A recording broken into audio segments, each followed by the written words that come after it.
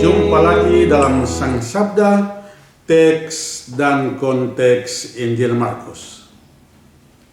Dalam video terdahulu, kita berbincang-bincang tentang awal mula kata-kata Yesus yang Markus berhasil merangkumnya dalam 3 kalimat.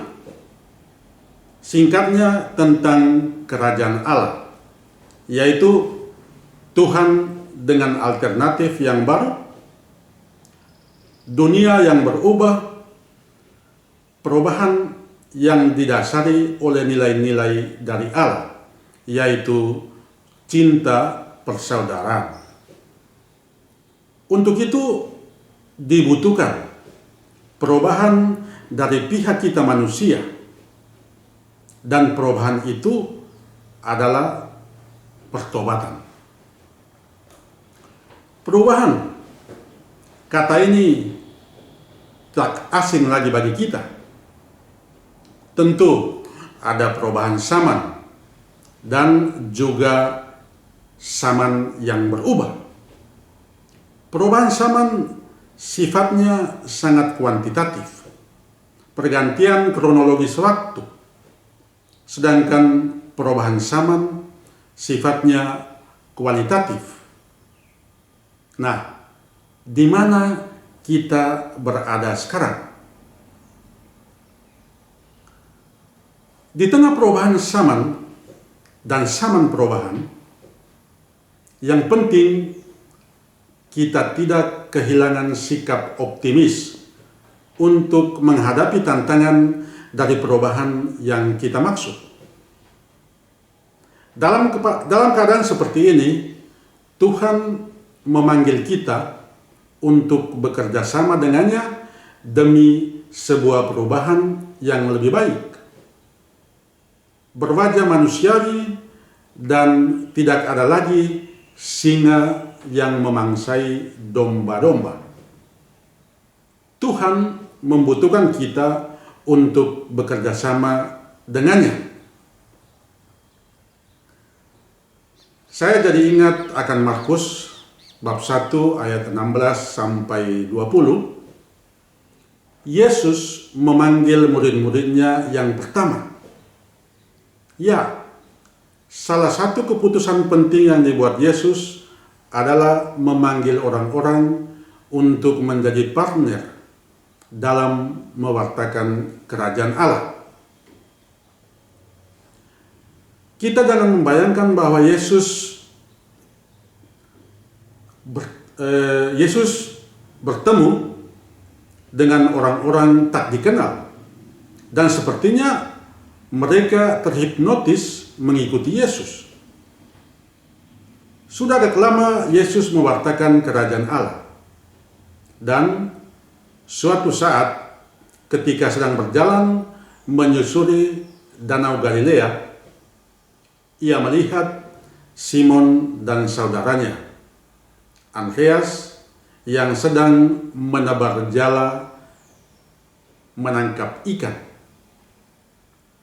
Katanya kepada mereka, "Mari, ikutilah aku dan kamu akan kujadikan penjala manusia."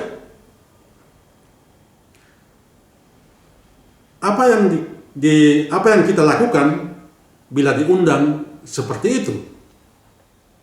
Apa artinya menjala manusia? Tambahan pula, manusia tidak makan manusia. Seorang nelayan mengambil ikan dari dalam air, di mana hidup, dan di luar air ikan itu akan mati. Tetapi menghidupkan manusia yang memakannya. Menjadi penjala manusia, apa artinya? Maksudnya, keluarkan manusia dari dalam air atau dari tempat di mana tidak bisa hidup, agar di luar air atau di darat hidup. Karena itu, penting juga memahami kepercayaan asli orang-orang di zaman Yesus hidup. Bahkan kita pun tahu manusia tentu tidak hidup di dalam air. Ya, waktu itu orang yakin bahwa jiwa atau arwah yang tidak selamat menetap di laut. Karena itu, laut menjadi tempat yang angker, tempat kediaman roh orang-orang mati dan jin-jin atau roh-roh halus. Yesus memakai ragam bahasa setempat untuk menjelaskan makna panggilan mereka sebagai penjala manusia. Para nelayan itu pasti tahu maksud Yesus, mengingat Yesus sedang menyapa mereka dengan ragam bahasa lokal yang sangat mereka kenal. Mereka mengerti baik dan mereka sungguh memahaminya. Panggilan untuk meninggalkan pekerjaan yang sudah biasa kepada tugas baru yang belum diketahui.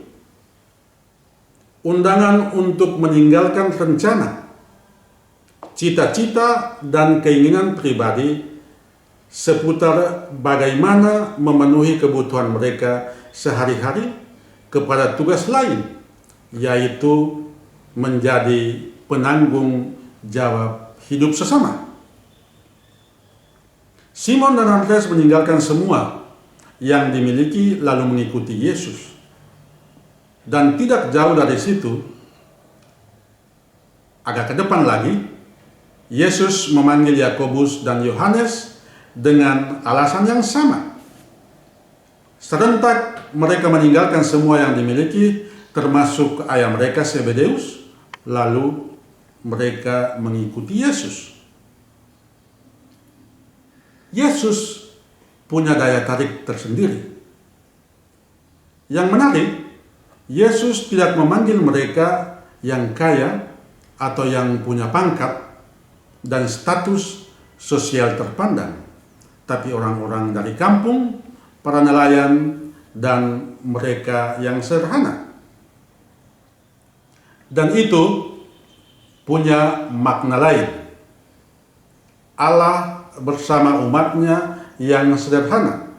Karena itu membutuhkan yang sederhana pula untuk bekerja sama dengannya. Tidak ada cara lain kecuali melalui tindakan simbolis seperti itu.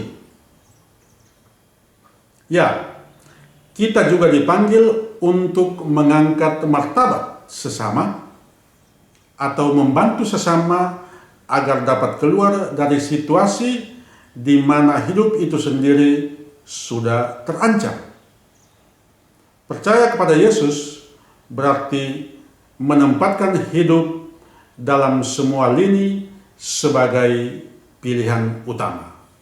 Sampai jumpa lagi dalam Sang Sabda edisi berikutnya.